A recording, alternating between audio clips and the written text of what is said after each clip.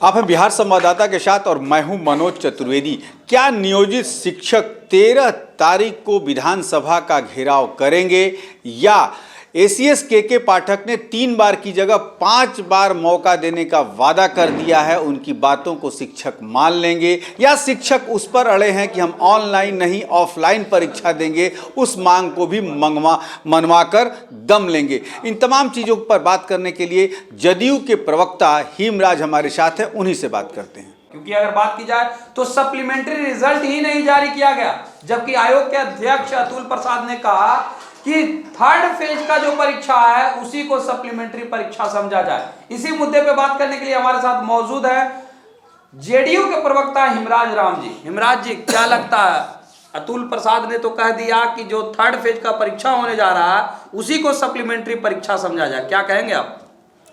इससे पहले भी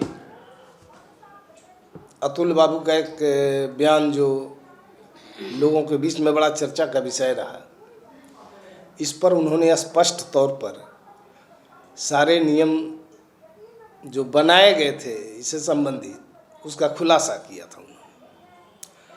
और जहाँ तक मुझे जानकारी है,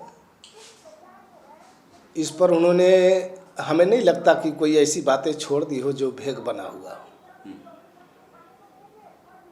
कोई भी कार्य बिना नियमावली के आगे नहीं बढ़ता है, और इस संदर्भ में भी वही हुआ है जो सरकार के नियम कायदे कानून है, विभाग के जो नियमावली बनाए गए हैं उसी के अनुपालन में बीपीएससी को अपना जिम्मेवारी का निर्वाह करना था और उन लोगों ने किया है।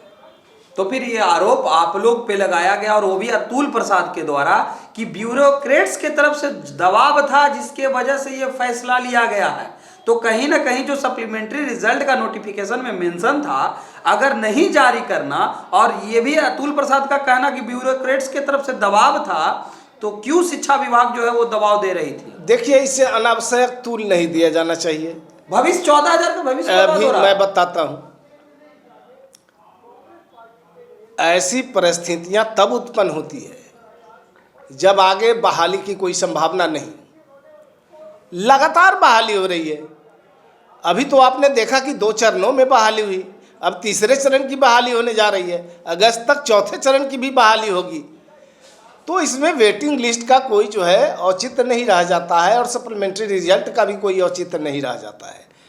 तो अब तो लगातार परीक्षाएं हो रही है, लगातार प्रतियोगिताएं हो रही है, लोगों को फॉर्म भरना चाहिए और अगली प्रतियोगिता में शामिल होकर के अपना रिजल्ट लेकर के अपनी भूमिका अदा। आपने कहा कि अगली 3rd फेज का परीक्षा होने वाला है, 4थे फेज का परीक्षा होने वाला है, लेकिन जो टाई ब्रेकर पे फर्स्ट स्टूडेंट हैं, 82 कट ऑफ है तो 82 नंबर ही उन्होंने लाया है।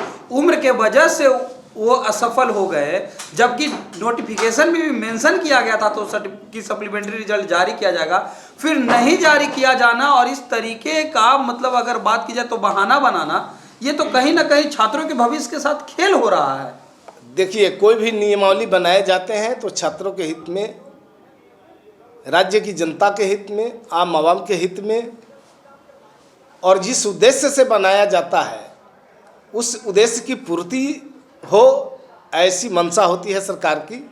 और खासकर नीतीश कुमार जी की सरकार में नीतीश कुमार जी किसी भी विषय वस्तु को बड़ी बारीकी से देखते हैं, समझते हैं और उस पर कार्रवाई करते हैं। अगर नियोजित शिक्षकों को लेकर के बात की जाए तो बैठक हुई, बैठक के बाद ये फैसला लिया गया कि सक्षमता परीक्षा देने होंगे और मामूली सा प्रश्न पूछा जाएगा, उसके बाद वो राज्यकर्मी बन जाएंगे। लेकिन आपके ही सरकार में शिक्षा विभाग के अपर मुख्य सचिव का एक आदेश आया, उन्होंने कहा कि 3 बार परीक्षा देने होंगे, अगर असफल हो गए तीनों में तो आपकी नौकरी चली जाएगी। इस पर आपके पार्टी के मुख्य प्रवक्ता और एमएलसी का बयान आया है कि शिक्षक कोई गाजर मूली नहीं है, क्या कहेंगे आप?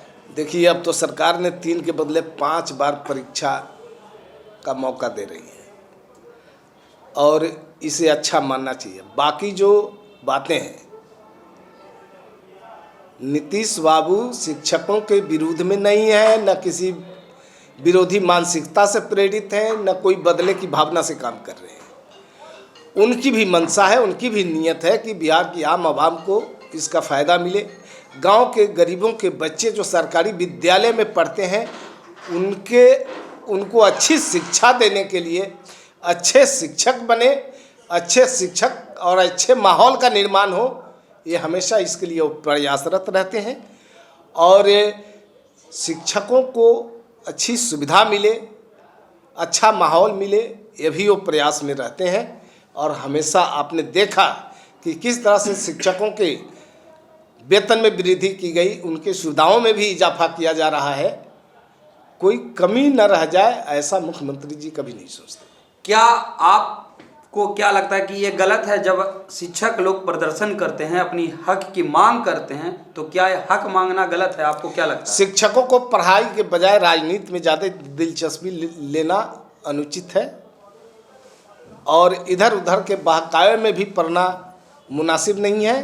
शिक्षकों को राजनीति से प्रेरित क्यों कर देते हैं? हक की मांग करना, चूँकि इससे भी पहले शिक्षकों के संगठन हुआ करते थे, कितनी शालीनता से, कितनी बारीकी से, कितने मर्यादा में रह करके अपने आंदोलन को चलाते थे और सरकार को मांग मानने पर मजबूर कर देते थे। और आज भी हम ये नहीं कहते हैं कि जो शिक्षक आंदोलन कर रहे हैं उनका ये रास्ता गलत है। आंदोलन करना प्रजातंत्र में सबका अधिकार है, हक मांगना प्रजातंत्र में सबका अधिकार है और उन्हें इस अधिकार के लिए कोई रोक नहीं सकता है। लेकिन सरकार एक एक बिंदुओं पर बड़ी गंभीरता पूर्वक विचार करती है और उस पर कार्रवाई भी करती है। और आज के तारीख में भी शिक्षकों से संबंधित कहीं कोई त्रुटि भी होगी, कहीं कोई कमी रह गई होगी, तो सरकार निश्चित रूप से इसको संशोधन करेगी, इस पर गंभीरता पूर्वक विचार करेगी। तो 13 फरवरी को विधानसभा का घेराव नियोजित शिक्षक करने जा रहे हैं। के पाठक का फरमान जारी हो गया है कि 100% उपस्थिति होनी चाहिए, नहीं तो कार्रवाई की जाएगी। तो ये तो फिर अपने हक की लड़ाई लड़ रहे शिक्षकों के साथ अन्याय हो गया।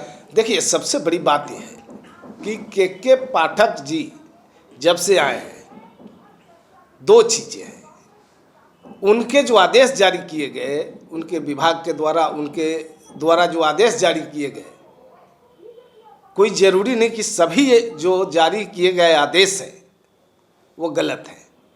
कुछ ऐसे भी आदेश हैं जिसका असर सकारात्मक रूप से हुआ है और विद्यालय और पठन पाठन में काफ़ी परिवर्तन हुआ है।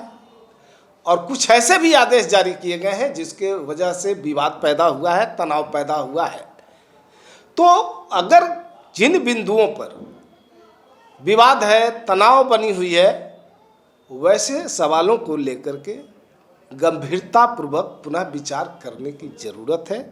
हम इस बात का समर्थन करते हैं। तो आपने सुना होगा कि क्या कुछ कहा जदयू के प्रदेश के प्रवक्ता हेमराज। उन्होंने कहा कि 3 बार की जगह हमने 5 बार कर दिया है और शिक्षकों की और भी कुछ मांगे होगी तो नीतीश कुमार जो बिहार के मुख्यमंत्री हैं वो शिक्षकों की बातों पर ध्यान देंगे, गंभीरतापूर्वक उनकी बातों पर विचार किया जाएगा। अब देखना ये होगा कि बिहार के मुख्यमंत्री नीतीश कुमार कितना ध्यान देते हैं बिहार के नियोजित शिक्षकों पर, ये तो वक्त बताएगा। लेकिन कैमरामैन प्रेम के साथ मनोज चतुर्वेदी, पटना।